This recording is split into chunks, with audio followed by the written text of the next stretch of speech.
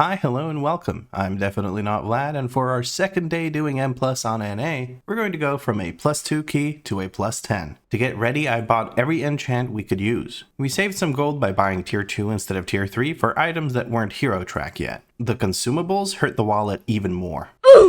To recover a tiny bit of gold, we also sent any extra materials we have to our bank character and posted it onto the auction house. With that out of the way, it was time to find a group of gamers for a +2 Floodgate. The run was smooth as butter, only a few hiccups. The hunter accidentally pulled 2 snipers while trying to avoid Big Mama's sonic boom, but it was right at the end of the boss fight, so I got aggro on those and pulled the mobs that aren't turrets over to them so we could AoE it all down. Other than that, the only other quote-unquote issue was that I pulled a bit more count that was necessary, but we could fix that if we just def skipped the last 2 guys before the final boss. I decided to just pull them instead since it was just a +2 and I didn't want to be sweaty like that. We managed to 3-star the Floodgate +2, but before we jumped into the +5 Cinderbrew Meadery, I quickly turned in the Floodgate dungeon quest in Undermine for rep, grabbed the nearby rep rewards, did the world boss for the crests and valor stones, stored the leather champion piece that we got from it in our warband bank, and then finally got to work finding more gamers for the +5 Cinderbrew Meadery. This run wasn't quite as smooth. We had a fairly geared hunter that felt like it was his job to make the pulls bigger,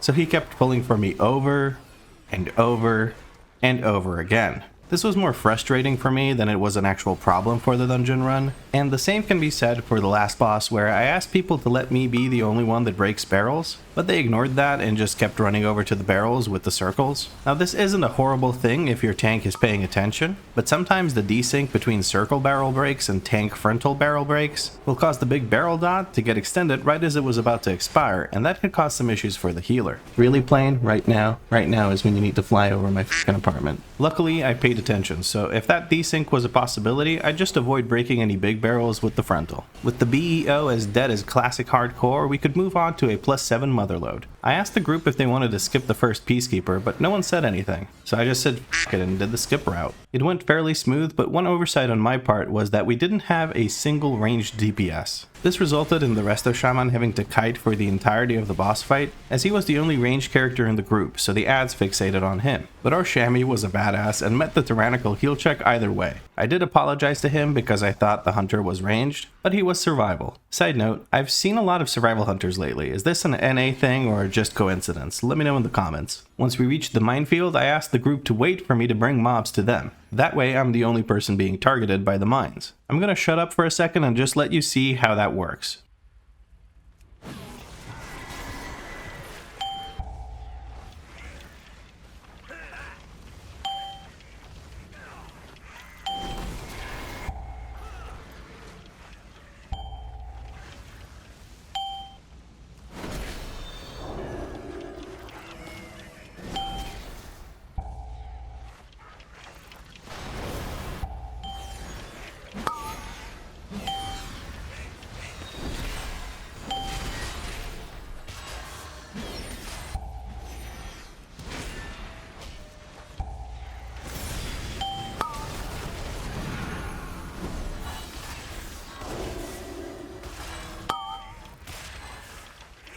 Our healer did have to put in some work with the 2 war machines spamming their big AoE, but we managed to blast through all the mines and specialists, so we cleaned this up and we were good to go. I won't lie, seeing our red paladin say, "Wow, God tank," put a smile on my face. Thanks, Fonk. With how much percent I had pulled at that point, we were able to skip the last 2 war machines. We did have some trouble communicating this to our hunter friend, but once he joined the rest of the group, I dragged the war machines to the side so the party could run past them and then heroically died.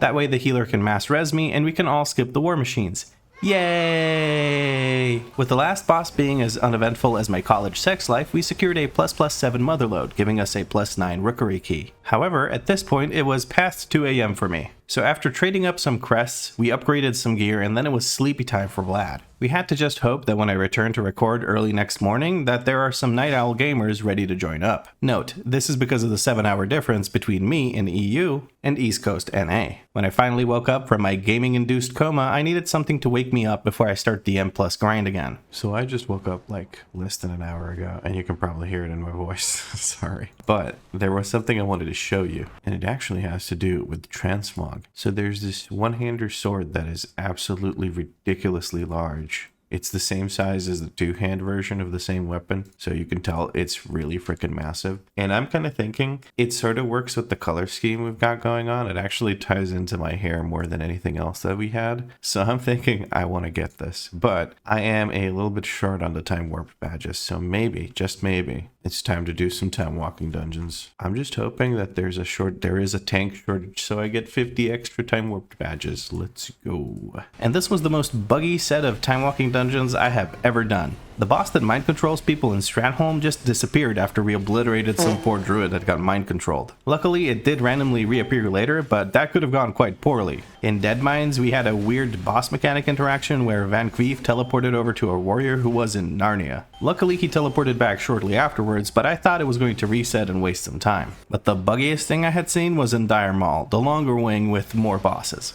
I got teleported upstairs by the boss onto the sacrificial altar, stunning me for a good while. I have absolutely no idea how this boss got pulled, but it led to quite a kerfuffle as I tried to get aggro. Because when you get stunned like that, you actually drop your aggro. Just as I thought I was getting control of the situation, I got teleported and stunned yet again. And to follow all of that up, we saw an absolute army marching through the dungeon, because one of our hunter friends didn't dismiss their pet before jumping down at the beginning of the dungeon. Luckily, I'm overgeared as hell for time walking, so we just blasted through those mobs, which was kind of fun. But in a run with characters that were still leveling, depending on the scaling they were at, this may have been a wipe. We were also blessed with a really fast run of the other Dire Maul wing, where we skipped the first boss and ran straight to the last boss. Easy money, or easy time warp badges, I guess. Speaking of which, we did run some more dungeons for those time warp badges, but nothing really interesting happened in those, other than some juicy pulls that I'm showing you right now. I said I'm showing them to you right now. I said I'm showing them. Stop gaming and look over at the there you go, that's better. Anyway, we got all the badges we needed, so it was time to get the big old sword. We got our one-hander. There it is. 1.5k spent on this thing. Hold on, let's immediately transmog it.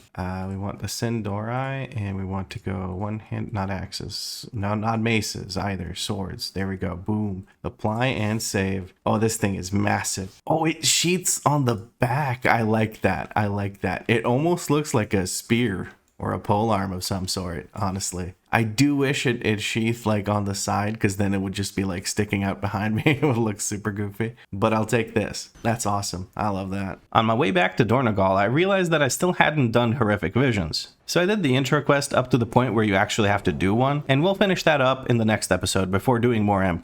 Because right now, it was time for a +9 Rookery key. It felt great to put Prot Paladin interrupts to good use on the Thunderers, because I knew those lightning bolts hurt quite a bit. Each one that I stopped may be a potential life saved later in +13 keys, so I better get my practice in. On the first boss, the DK took a dirt nap, as a certain WoW content creator would say, but I CR'd him and we cleaned up the rest of the fight. The only other difficult part of the key seemed to be the double diffuser pull before the second boss. So I made it my job to heal the healer so the healer can heal the others that can't heal themselves with self-heals. I genuinely thought we were going to 2-star the dungeon because we started the last boss with 4 minutes left on the 2-star timer. But I guess too many cooldowns didn't line up with the shield breaks and we ended up missing the 2-star timer by over a minute. I hate that boss, it takes way too long. With the +9 Rookery beat, we had a weekly rep quest to turn in. Rep wasn't useful to us anymore on this character, but the rep rewards would come in handy in the future, even in Season 3. Now since +7 keys and higher give Gilded Crests, I had enough to buy an Enchanted Gilded Crest. But I decided I'd keep saving those until I could get both the Enchanted Crest and the Augmentation Matrix. Or I could recraft my necklace, but I don't want to talk about the necklace. I'm still butthurt about that. After doing a quick roundup of all the rep rewards we could get from Dornogal, Ashkahet, and Hallowfall, we started forming the group for our +10 DFC.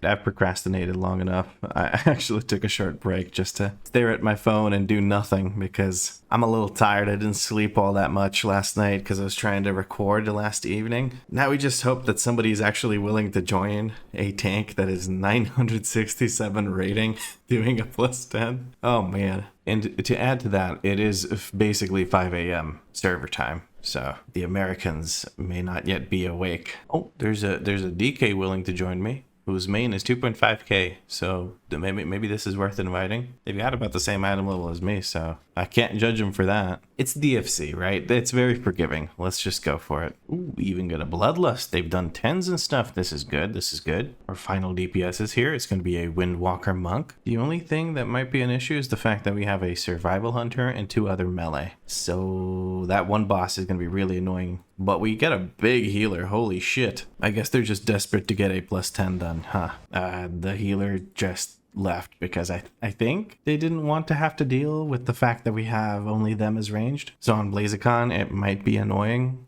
for them to deal with that because we might not get as many candles if people, you know, can't skedaddle out of the center. Ooh, we got Dr. Drizzle coming in with more than 3k rating, almost 3.1k rating. Wonder what they're after in here. Maybe the candle? They have Eye of Kazan and Mr. Pick Me Up. Maybe they do want the candle. I can't imagine another reason for them to be doing this. Maybe crests? I don't know. But they teleported over and we're pretty much ready to go. And here we go with a +10 Pulsar Tyrannical Fortified Darkflame Cleft. I asked the group to give me a second to group the mobs in the next room. So let's see if they do that. That would be wonderful if they did. We're going to grab a quick defensive here. We're going to send a interrupt at that guy and then use a Divine Toll to interrupt the other guy. They're going to get scattered here, but I'm going to try and keep interrupting them. We should probably just group on them, to be honest. And we're going to bubble here to try and keep them grouped or to keep them taunted and keep myself safe. Grippy hands coming in strong though. Love that. Okay, that's perfect. Keep those interrupts going into the wick lighters because those bolts hurt. And that's as much as we can ask for here, really.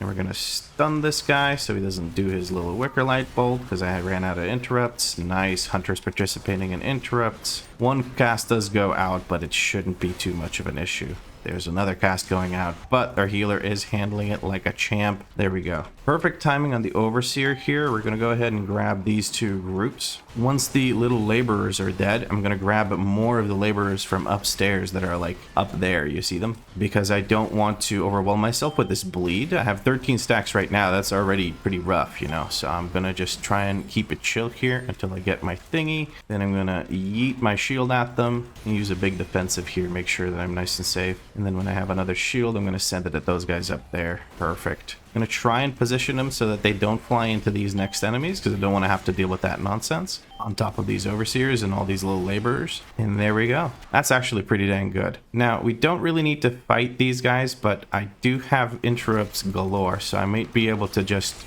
get... Yeah, let's send out a Divine Toll here to try and group up all of these guys. And that'll be plenty of percent. We're going to keep sending out Divine Tolls. Big interrupts from the group here, letting us group everything up. We have no real way of skipping this next guy, so I think I may need to pull him like so. I'm going to immediately line aside him because that'll force him to come over to try and hit me. I'm going to try and keep myself a little bit healthier here. Hey, we're going to blind here. Our hunter went down, unfortunately. Why are people going down? There's a threat issue. My bad. Well, that's embarrassing. I'm typing in chat being like, hey, we got big grip and whatever. But there's people dying the threat. I'm sorry. That was completely my bad. Let's try to skedaddle now, though, so we don't have to fight this last Overseer. Very nice. Very, very, very nice. I'm gonna get started with the first boss here. Hopefully I don't have aggro issues with it. That would be nice. Goodness gracious. I feel embarrassed about having aggro issues, but maybe I shouldn't be. People are blasting.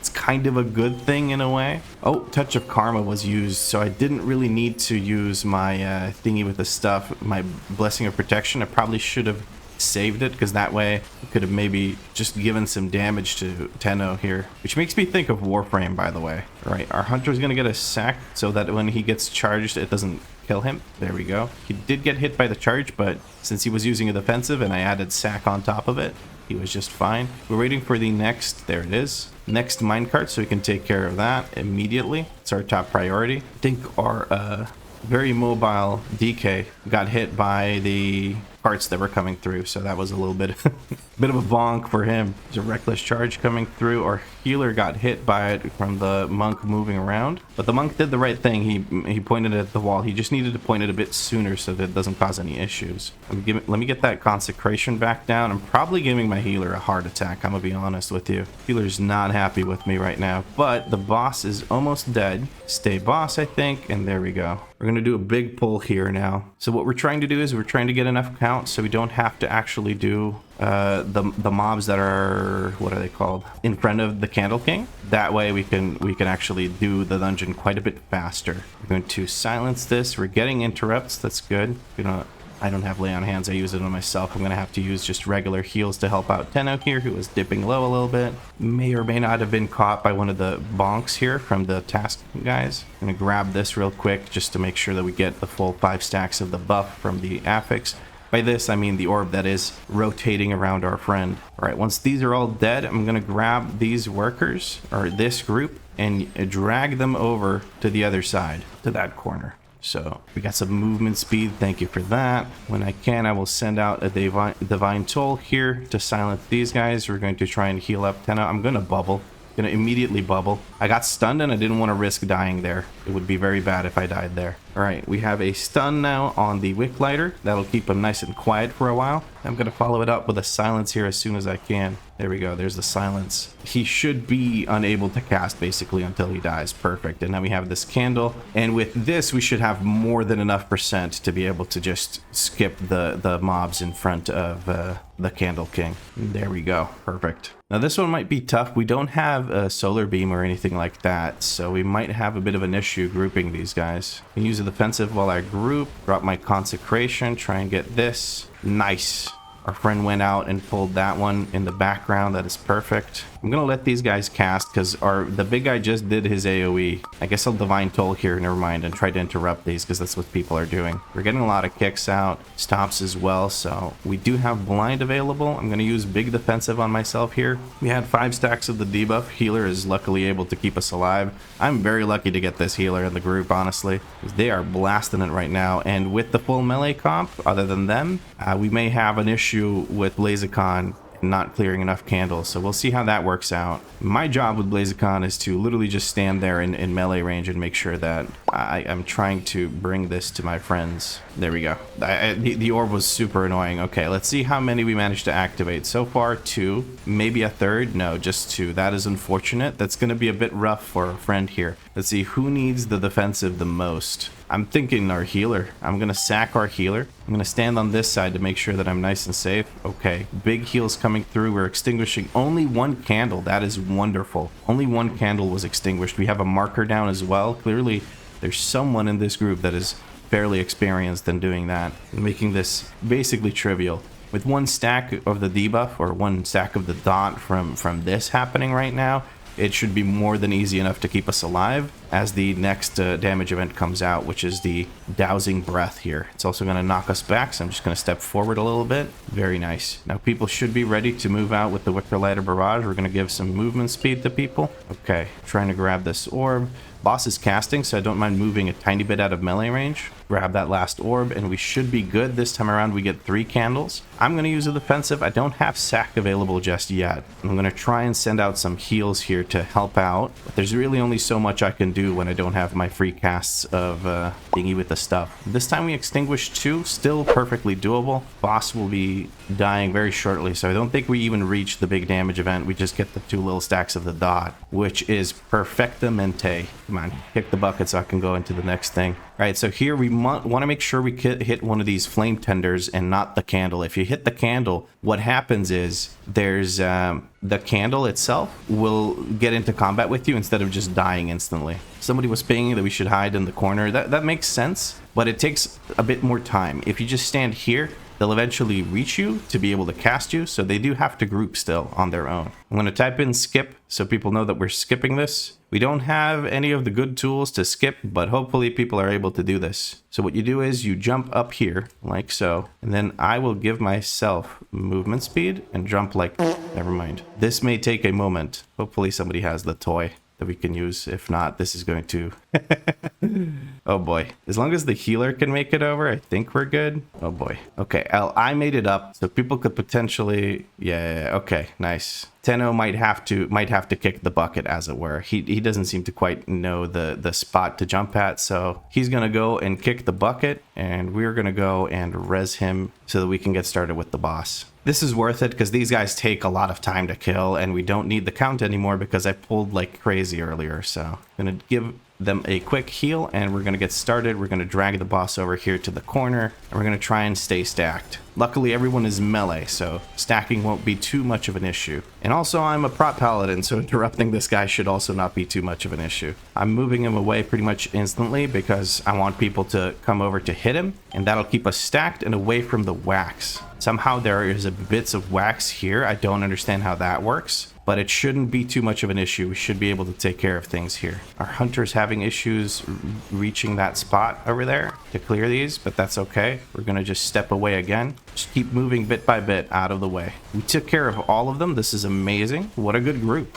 Seriously, like, what a good group. These guys are playing out of their mind. They're doing great damage. They're doing the mechanics. Pickaxe is on me. We're going to go ahead and hit this thing. I'm going to move a bit to the right here. Make sure that it doesn't have any issues hitting our friend that got stunned to the left of it. All right. I got to move again so that these wax puddles don't stack on top of us. Dr. Drizzle was standing a bit far away, which caused one of those statues to spawn in over there, but it's not a big deal. Addon is ready to move over to here, which is good. This one would require a single circle to soak it. Now, this isn't ideal for our uptime, and I'm probably pissing these guys off, but what I'm also doing is I'm making sure that we can clear more of these. Now, it doesn't help that Dr. Drizzle over there is actually standing pretty far away instead of stacking as soon as the circles go out. Like, after you clear with the circles, after you clear these statues with your circle, you're supposed to run towards the boss so that everyone still stays stacked and all of these statues are stacked and can get cleared pretty easily. All right, I do need to heal myself here a little bit. There we go. Nice. Candle King cleared 2 million HPS by Dr. Drizzle. Man's busy. No wonder he's not moving. He's got to cast shit. All right, no pulls happening. That's good. I'm not going to do anything fancy here. No big pulls, no nothing. I'm just going to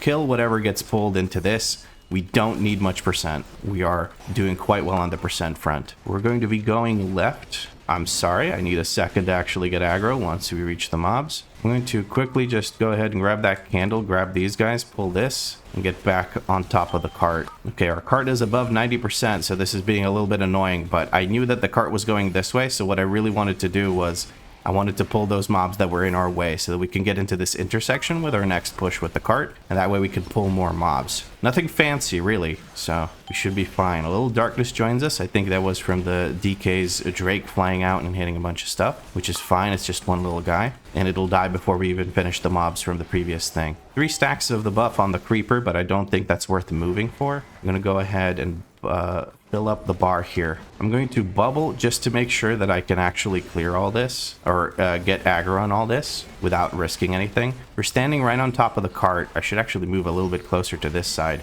And now all the little things are dead. I'm going to use a defensive while I move the creepers away from the corpses, because the creepers get buffed by corpses near them. So you really want to make sure that you move away from all these little skittering darknesses that can fall over at some point. Oh, hello. Where did you come from? Did that guy get pulled from over there? That's kind of crazy. I didn't... How the hell did we pull that? This is not the first time today that I'm surprised by things being pulled from really far away. Alrighty, there we go. We do need to grab some candles, so we're going to grab these, fill up that bar, and we're going to send a Avenger's Shield to take these guys out. It's just 3 little darknesses. These guys should be dead very quickly. I'm going to go ahead and use my 45-second cooldown-ish thing to clear them out, to do some damage to them and all that, because we're going to do the minecart section, and the minecart section does take a while. So using 1 minute-ish cooldowns here is perfectly fine. You will get them back by the time you need them for the next fight. We're missing only about 3%, less than 3% actually, 2.33 to be exact, which is easily achievable with just the trash you have to pull just to be able to reach the boss, which is exactly what I wanted. I wanted to have just that one group that I need to grab and drag into the boss. I'm going to let the group know that that is what I intend to do, so hopefully they'll be ready for that when I do it. I'm going to tell them once we can no longer hit the darkness, because I like throwing dynamite at this thing. It makes me feel strong.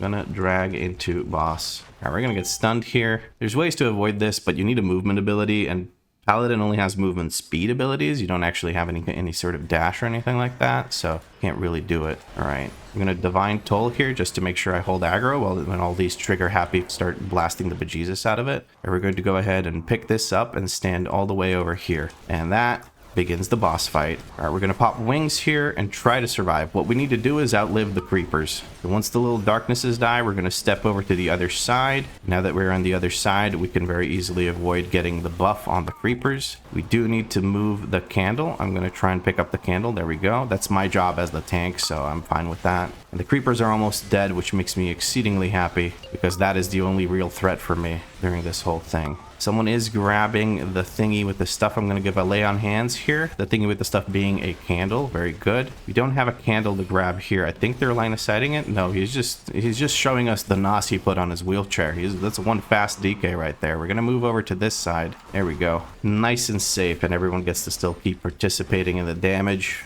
Beautiful. Good damage by this group today. Like today, I've been very lucky. I've just been having nothing but blasters, but then again, I imagine the people that are playing at like 4 or 5 a.m. are pretty freaking sweaty.